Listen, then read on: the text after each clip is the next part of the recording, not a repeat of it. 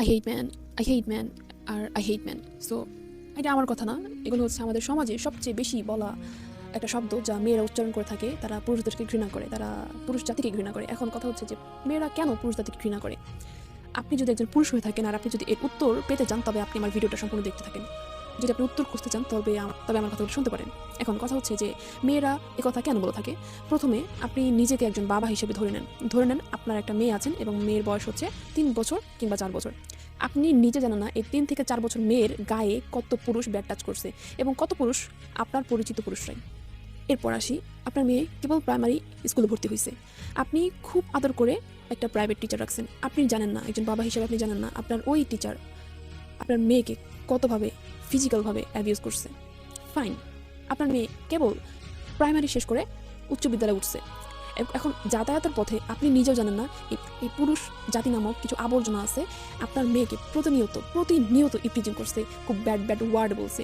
ওই আপনার মেয়ের জীবন অর্ধেক ধ্বংস করে ফেলছে। ওই রাস্তায় থাকার কিছু কুত্তার মতো যে পুরুষ জাতি থাকে, ওই একদল জাতি আপনার মেয়েকে এইভাবে ছিঁড়ে খাওয়ার মতো অবস্থা করছে, আপনি জানেন না। এরপর আসি, আপনার মেয়ে কেবল কলেজ লাইফে উঠছে। আপনি খুব শখ করে একটা ফোন কিনে দিয়েছেন এবং আপনার মেয়ে খুব শখ করে একটা ফেসবুক আইডি খুলছে। আপনি নিজেও জানেন না যে এই কুকুরের বাচ্চার মতো কিছু পুরুষ জাতি এই মেয়ের ইনবক্সে কত বিচ্ছিরি ছবি পাঠাইছে, আপনি জানেন না। এরপর আসছে, আপনার মেয়ে কেবল কলেজ লাইফ থেকে ভার্সিটি লাইফে গেছে। ভার্সিটিতে ও যখন সচরাচর যাতায়াত করতেছে বাস দিয়ে বা কোনো একটা পাবলিক ট্রান্সপোর্ট দিয়ে, আপনি জানেন না ও প্রতিদিন এই যাতায়াতের পথে কত পুরুষের হাতের ব্যাড টাচ পাইছে। অথচ আপনার মেয়ে কিন্তু ঠিকই পর্দা করে, আপনার মেয়ে শালীনভাবে থাকে। আর আপনার মেয়ে যদি পর্দা নাও করে থাকে, তাও ওর ড্রেস আপ অনেক সুন্দর, অনেক শালীন। আপনি বুঝতে পারছেন আমার কথা? আপনার মেয়ে পর্দা করেন, ইটস ওকে, পর্দা করে না, ঠিক আছে, মানলাম। কিন্তু আপনার মেয়ে যে একেবারে যে বেপর্দার অশালীন, ব্যাপারটা এমনও নয়। আপনার মেয়ে থ্রি পিস পরে সুন্দরভাবে বুকে ওড়না দিয়ে রাখে এবং ভালোভাবে থাকে, একজন ভালো একটা মেয়ে হিসেবে থাকে। হয়তো সে পর্দা করে না, বাট ভালো হিসেবে থাকে। এখন আপনি আমাকে একটু বলেন তো, যে আপনি ব্যতীত আপনার মেয়ে কি আদৌ কোনো পুরুষকে বিশ্বাস করতে পারবে? নাকি আদৌ কোনো পুরুষকে সে ভালোবাসতে পারবে, আদৌ কোনো পুরুষকে সে সম্মান করতে পারবে? যে মেয়েটার সাথে সেই ছোটো থেকে এগুলো হয়ে আসছে। আপনি ছোটো বাচ্চা থেকে শুরু করে বিবাহিত অবিবাহিত সকল মেয়েদের সাথে এগুলো হচ্ছে। আর এগুলো কি মেয়েরা মেয়েদের সাথে করতেছে না শোনা, এগুলা ছেলেরাই, এই পুরুষ জাতিরাই মেয়েদের সাথে করতেছে।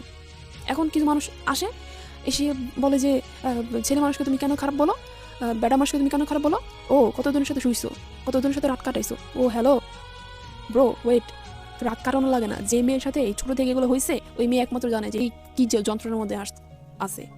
আমি আপনার কাছে প্রশ্ন রাখতে চাই, এই প্রশ্নটা, যে আদৌ কি আপনার মেয়ে আপনি ছাড়া অন্য কোনো পুরুষকে বিশ্বাস করতে পারবে, অথবা অন্য কোনো পুরুষকে সে ভালোবাসার চোখে দেখবে, অথবা অন্য কোনো পুরুষকে কি ও আদেও সম্মানের চোখে দেখবে? আপনি পুরুষ, আপনার সাথে কোনো মহিলা এগুলো করবে না, করবেও না, জীবনও করবে না। করবে কি? কিন্তু এই পুরুষ জাতি মহিলা জাতির সাথে এগুলো করছে। এরপরে যদি কোনো মেয়েকে শুনতে দেখেন যে সে পুরুষ জাতিকে ঘৃণা করে, তবে ভাইবেন না সেই মাত্র তার বয়ফ্রেন্ড তাকে ছাকা দিছে কিংবা বয়ফ্রেন্ডের সাথে কিছু একটা হয়েছে বা স্বামীর সাথে হয়েছে দেখে সে এই কথা বলতেছে যে সে পুরুষ জাতিকে ঘৃণা করে। বিষয়টা এমনও নয়, হতে পারে এর পেছনের কাহিনী অনেক লম্বা।